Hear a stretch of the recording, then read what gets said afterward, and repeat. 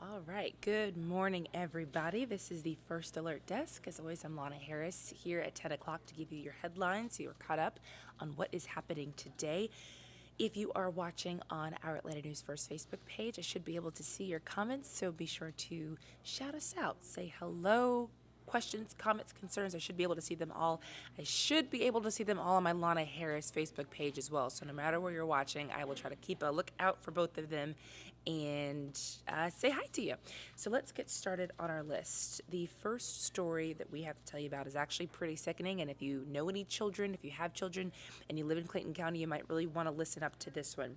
So there is a youth shelter employee, actually three of them, that have been charged with sexual abuse. Okay, so three former workers at a Clayton County youth shelter are now facing multiple charges of felony child abuse. Police say two of them actually tried to cover what happened up. So we'll show you some video here. 25-year-old Caleb Randolph, who you're about to see, is accused of having inappropriate sexual conduct with at least one child at the Rainbow House in Jonesboro. Now, Randolph's charges include child molestation and 2 counts of sexual assault. Police say the executive director of the youth shelter and another employee knew about what happened, knew about the misconduct, and covered it up. They are both facing several sexual misconduct charges as parties to a crime. Clayton County Police will hold a press conference about this case on Friday. So we want to make sure that we showed you guys the name and the location and the employees. Again, if you know anybody who might have a child here, it's just a good information for them to know. And really, any shelter of any sort, if you know anybody, make sure you're talking to them. The kids know they have a safe place to come to, because it's just absolutely awful. Kate Brianna Johnson, thanks so much for tuning in. Thank you for the compliment. Got a lot of makeup on. Michael Baxter, of course, good morning to you as always. Still looking out for some comments on my Lana Harris Facebook page as well. Next story is a really scary story. Anybody can probably relate to this if you have loved ones, especially loved ones who are sick, loved ones who live alone. Maybe you don't live in the same area as them. A Newton County family is just sad. They're scared. They have been looking for their family member for about a month now. The family member just disappeared as far as they know. So we'll show you some videos specifically of a car, okay? This car with stolen tags is part of this investigation. So who we're looking for here is 57-year-old Melvin Cooksey. He's not been seen since a fire broke out at his home. Police believe he may now be in danger. We talked to his sister. She is so worried about her brother. The worry grows every single day, as you can imagine. So we showed you the car. Investigators believe the people inside this white Ford Focus could be involved with his disappearance.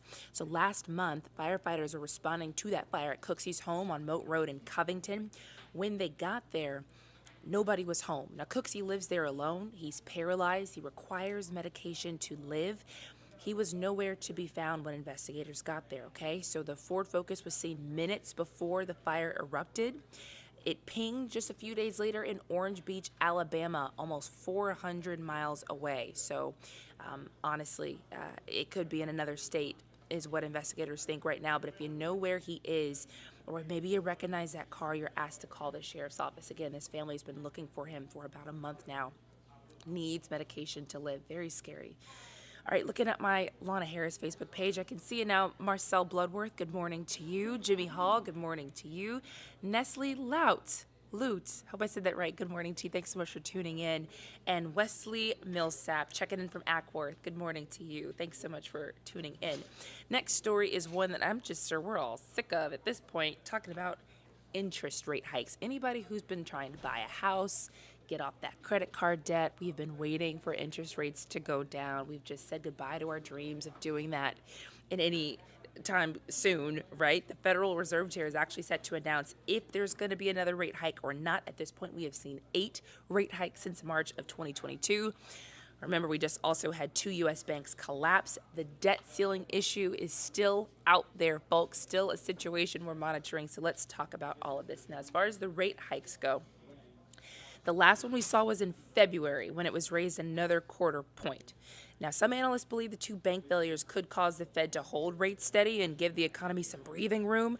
Others think we should just expect to see it raised another quarter point. Now, of course, this is all an attempt to curb inflation back down to the central bank's goal of around 2%. The economy actually isn't all bad news, though. Right now, consumer spending is strong, the labor market is strong, and on top of that, Treasury Secretary Janet Yellen and White House officials say the U.S. banking system is sound and that deposit flows have actually stabilized after those bank failures. Her concern right now is the debt ceiling. She said it is essential that Congress raises it and fast, or it could inflict what she called a truly catastrophic wound on our economy and the financial system. But critics disagree. We got a lot of Republican leaders that have been very outspoken about this. House Speaker Kevin McCarthy actually said government spent too much and created inflation, and now he should ignore it. Should we do exactly what the president is saying, just lift the debt ceiling and create more inflation and more banking problems? That was a quote from Kevin McCarthy. Now, for context here, the debt ceiling has been raised 78 times since 1960. That's something that happens a lot, okay? The money funds existing legal obligations that presidents of both parties have made. It's not for new spending. And some people see this as Congress's obligation, raising that debt ceiling to prevent what would be an economic catastrophe. Republican leadership wants to see a plan to cut spending before they approve it. So like Rob Hughes, our anchor, said earlier, it kind of just depends on who you believe, right? Where you stand on that.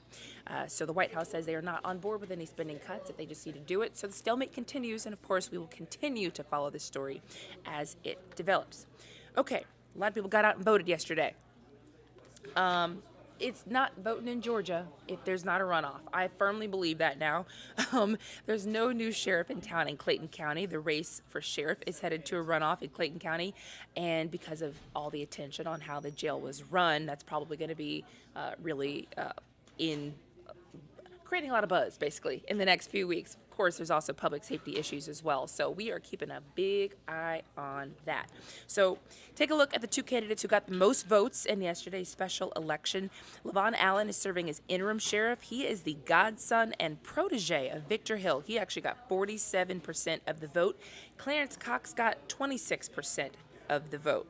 He is currently the chief investigator for the Fulton County Solicitor General's office. Now, he pledges to bring transparency to that office. He wants you guys to vote for him. So in Mableton, let's talk about that. Voters are selecting the city's first ever mayor. And the top two vote getters in that race were Aaron Carmen, who got 36% of the vote. Interestingly, he was backed by the group that advocated against cityhood.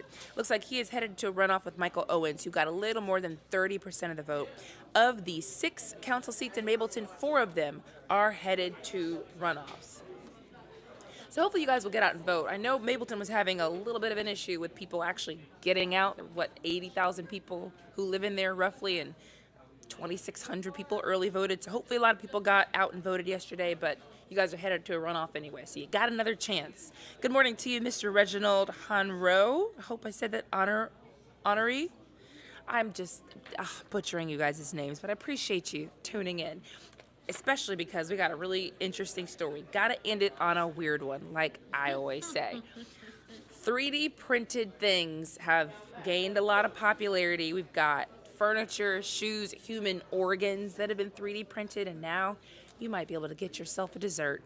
Look at that. Does that look good to you? Hold on, I'm gonna take the super down too, just so you can see it. This is how it's made. This was like a peanut butter and jelly 7-ingredient vegan cheesecake, printed out, laser technology, all the 9 yards. So one of the co-authors of this study here at Columbia University says if food made by a 3D machine and a laser seem off-putting, it's a lot like using an oven or a microwave. I don't know how I feel about that. It's 3D printed. Maybe I just don't know what that means. Maybe I'm just too old for this, you know? Like maybe we're just getting to, like our grandparents never wanted to have credit cards because they didn't trust it. I don't trust it. Courtney, what do you think? So first of all, like the pink marshmallowy looking topping on that vegan cheesecake was already a little bit off-putting for me. Like it just didn't look appetizing. Now the whole idea of 3D printing, I don't hate. Like I think that that's going to be a really good resource for us one day. I don't know. I don't know I mean, I feel like I'm indifferent about it. I feel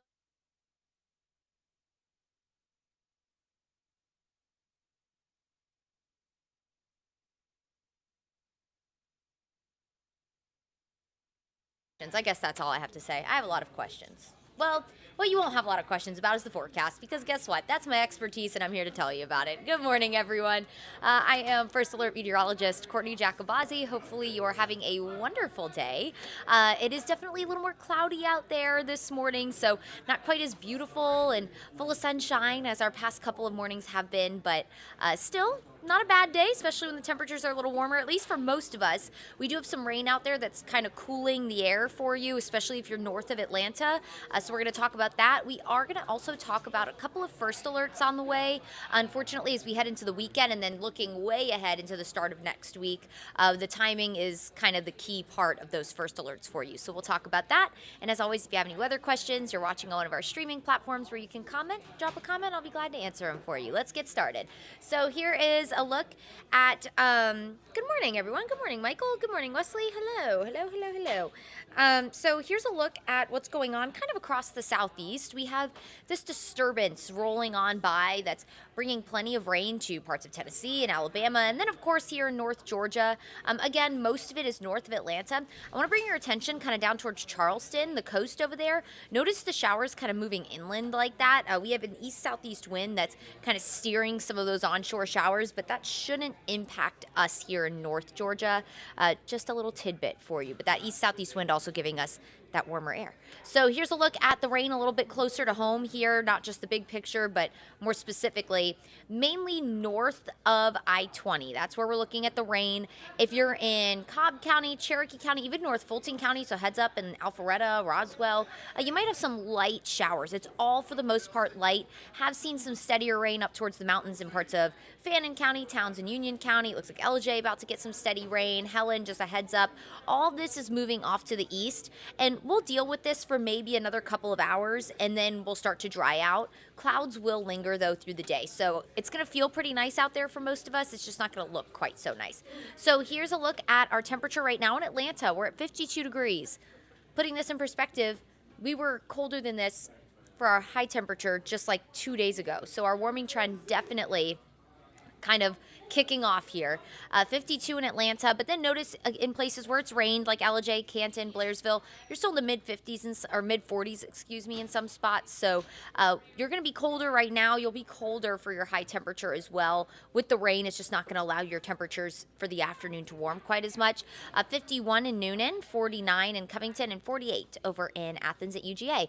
So this afternoon, mid to upper 50s in the mountains, low 60s for those of you in some of our northern suburbs, so parts of Cherokee County, Bartow County, over in the Gainesville area. And then from Atlanta southward, you should be in the low 70s today because, again, you're not really going to necessarily have a lot of rain. You might have a few light, quick passing showers, but nothing that's necessarily going to hinder your warm-up today. For the most part, if you're south of I-20, again, you'll be in the 70s, and then north of I-20, you'll mainly be, or well, I should say north of Atlanta, you should top out somewhere in the upper 60s, low 60s for the mountains, maybe even some upper 50s. So as we go through the overnight, another night where we will not be below freezing. Thankfully, we'll wake up in the low to mid 40s for the most part. Tomorrow, we are going to head into the 80s. We'll see more sunshine tomorrow, and then low 80s again on Friday. So overall, a really warm and pleasant end to the week. Our humidity will be up a little bit. That'll offer us some more cloud cover, but it's not going to be oppressive humidity. It's not going to feel like the summertime or anything like that. It'll be a nice and warm spring afternoon Thursday and Friday. And then Saturday, there's that first alert. We do have a 60% coverage of rain. The timing on that is key, though. Notice we're still going to be in the mid to upper 70s for the afternoon, and that's because we're still going to have plenty of time to warm up through the day, even after the rain in the morning. It is a cold front, but unlike this front, we kind of call these cool fronts because it's just going to cool us a couple of degrees. It's not going to bring us just a cold blast of air like this last front that we had last week, I believe, last Friday. That's not going to be the same deal as this cool front. It'll just knock us down a couple of degrees, at least closer to average, because low 80s is well above average after being several degrees below average the past couple of days. So that is a first alert on Saturday, and we'll explain why. So here's a look at the next couple of days. A pretty significant severe threat out in parts of Louisiana and Mississippi. So if you have any friends who live in the Jackson area, Jackson, Mississippi, just keep in mind, so I would say western Mississippi, they're under a level 3 threat for severe storms. They could be experiencing long track tornadoes through the day on over the next couple of days, especially on Friday. So just if you have any friends or family out there, be sure that you are letting them know, hey, heads up. On Friday, it could be a pretty messy day. Now, notice Atlanta. You see that front starting to get closer as we head into Saturday. We will watch for the potential for maybe an isolated strong storm very early on Saturday, but it's not looking likely that we're going to experience severe weather, thankfully. This model is going to take us a little farther for you, so that model stopped really on Friday night. The time just went a little further north or a little further out. But here is 10 o'clock in the morning. Now, I know it looks like rain is still encompassing all of North Georgia, but realistically, the rain out ahead of that front is going to start to be sinking south of North Georgia, more into central Georgia and to East Georgia. I think we should be dry by lunchtime on Saturday. So if you have any morning plans, that's why we have the first alert.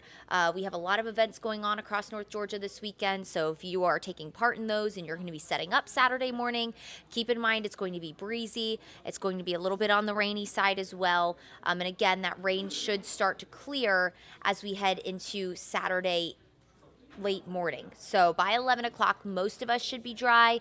And then by lunchtime, that should be sinking south into central Georgia, and the rain will be out of our hair for most of the weekend. So a low impact on your day because, again, really just going to be a morning event for you. If you live north of Atlanta, it should be cleared out by around 8, 9 o'clock for you. And then again, the rest of us will pretty much be dry by 11, so not necessarily going to be a washout of a day, but if you do have any morning plans, if that's typically when you do your grocery shopping, or if, again, you're setting up for any of these events going on in the afternoon on Saturday, just know that that's going to start to be an issue for you. Should clear by the late morning. Models have kind of been going back and forth on how quickly this is coming through or how late this is coming through. Most of us should be dry by the late morning. 10, 11 a.m., noon should be completely out of here and in central Georgia. Thunderstorms are possible. We could maybe have a strong storm. It's definitely looking possible if you're south of Atlanta.